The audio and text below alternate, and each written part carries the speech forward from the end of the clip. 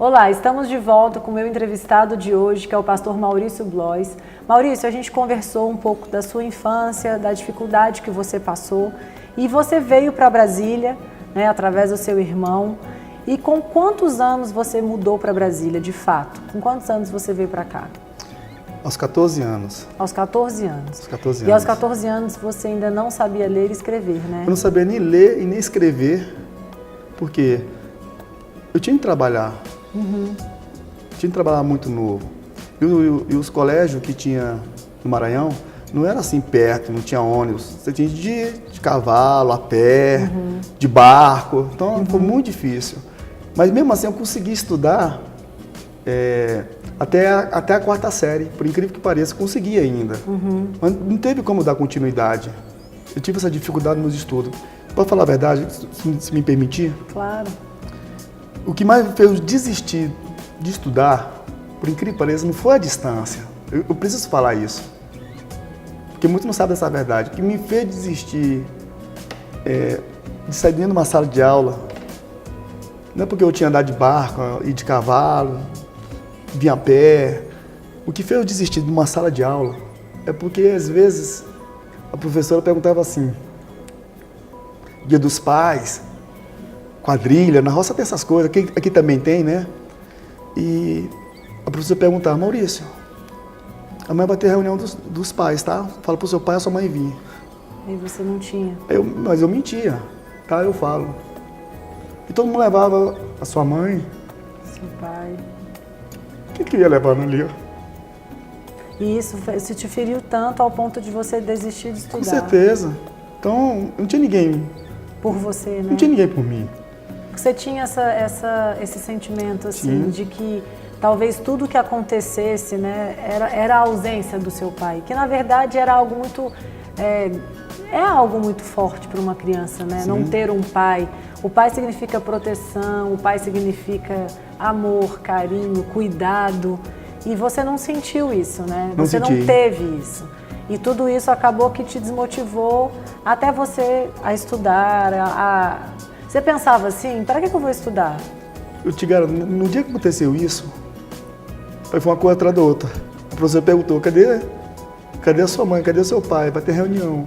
E no outro dia aconteceu isso. Aí você falou. Aquele dia eu falei, a partir de hoje, não quero mais saber de colégio.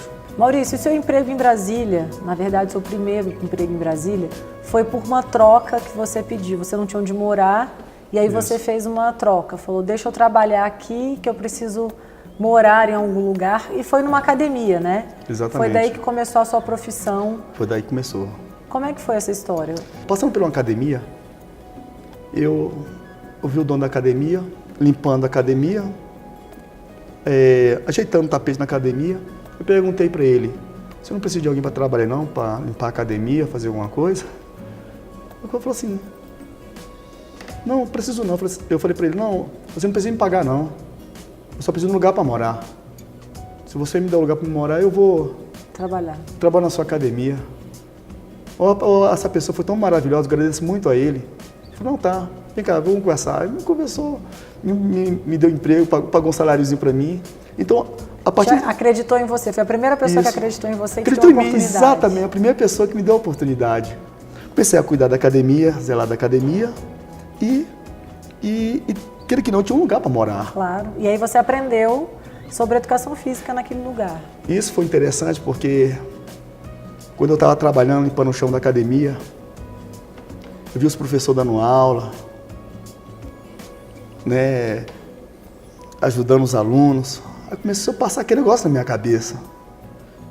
Comecei a sonhar, caiu no meu coração assim, será que um dia eu posso? Você começou a gostar daquilo? Comecei a gostar.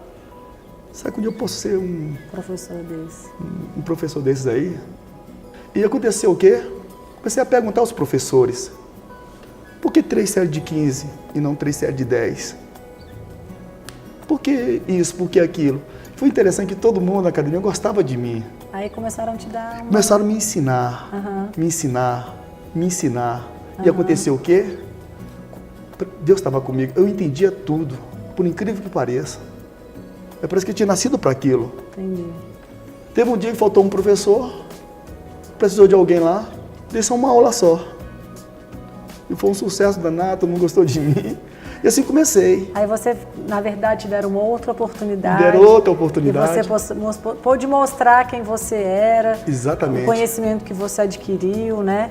E aí você começou a tomar novos rumos. Foi. Depois desse seu emprego, né? Sim. E aí você acabou se envolvendo com anabolizantes, acabou Exatamente. se envolvendo também com outras pessoas erradas nesse ramo. Sim, sim. E aí você se tornou porteiro de uma faculdade. Foi. Por quê? Porque quando está na academia, você não pode exercer uma função se você não é formado. É. Então eu dei aula por um período. Comecei a me envolver com anabolizante, é muito importante deixar isso bem claro. Eu com 17 anos, 16 anos, eu já era de competição, de fisiculturismo. Eu competia, eu era de rinha. O negócio era cultuar o corpo, eu participava de campeonatos. Então eu comecei a tomar muito anabolizante. Sempre tem uma coisa que puxa você para um lado, né? Você começa a pegar um caminho certo. Só que eu quase andei pertinho de morrer. Por que depois eu descobri por que eu tomava anabolizante. Por quê? Porque lá no Nordeste, era aquele garotinho magro, fraco, Aí aqui você sozinho, começou a se sentir empoderado, né? entendendo? Então, Podendo eu não era mais ser. o Mauricinar, né? Eu era conhecido como Maurição. Entendi. Então, eu comecei a me envolver. Então, queira que não podia exercer mais a função. Tinha pegado outro caminho errado. Fui para onde? Um porteiro de uma faculdade. Fui trabalhar no porteiro de uma faculdade. Foi lá onde tudo começou.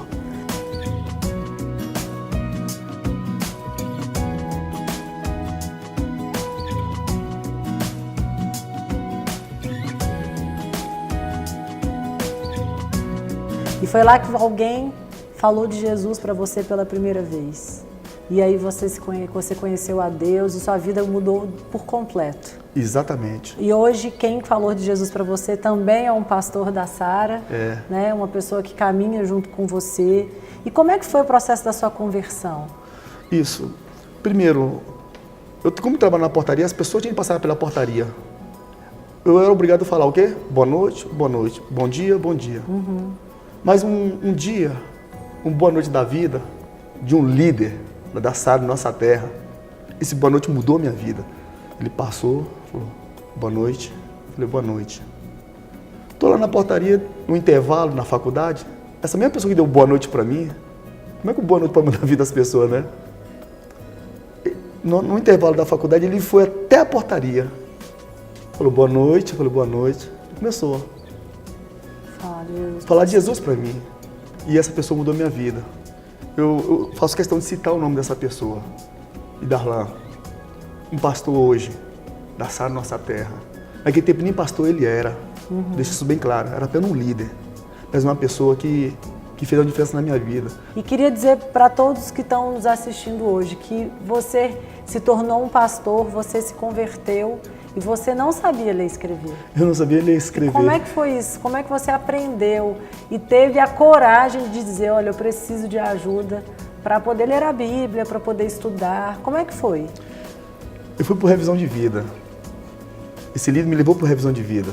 Voltei cheio de Deus, cheio de força.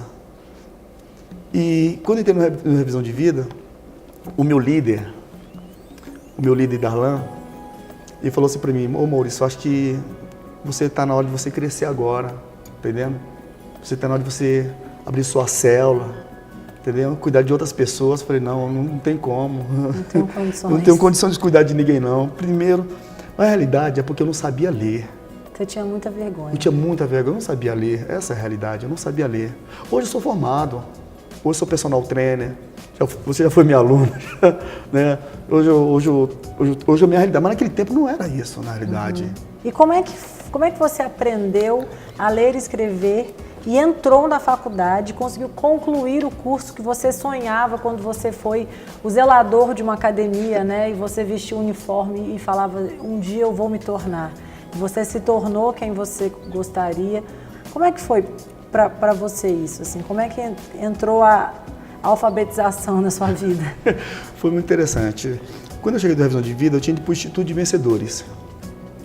Como é que é as coisas? Só que o Instituto de Vencedor na minha época, há uns 11 anos atrás aí, era sábado ou domingo de manhã, né? Então, ou seja, eu trabalhava nessa portaria, nessa faculdade, eu nunca precisei trabalhar, aliás, aos finais de semana. Mas no dia que eu voltei do Revisão de Vida, que eu decidi entrar no Instituto de Vencedores para aprender a ler a Bíblia, ler a Palavra de Deus, aprender mais, por incrível que pareça, na mesma semana, teve uma reunião na empresa que o meu horário ia ser trocado, que eu ia trabalhar os domingos. Nossa. Ia folgar um dia na semana, mas que não seria o domingo. E era o único dia que eu podia o quê? Que você tinha que ir para o Instituto de Vencedores. Sábado trabalhava o dia todo, não tinha como. Nossa. Eu tinha que fazer uma decisão. Eu fiquei pensando assim, meu Deus do céu. Eu tenho que conhecer a palavra. Eu preciso conhecer a palavra. Eu falei, mas Deus, mas como é que eu posso fazer uma troca dessa? Quando eu falei com o meu chefe, falou assim, ó, então não tem como mais você ficar aqui na empresa mais. Eu pensei, como é que eu vou me alimentar? Quem vai pagar meu aluguel? Eu tomei uma decisão. Era tudo ou nada. Naquele dia foi tudo. Você falou, então tá bom. Tá bom. Fui para o Instituto de Vencedor. Você sabia que tinha umas provas no Instituto de Vencedores que tinha que ser escrita? Chamei o professor na sala, falei, ó, tenho dificuldade de escrever.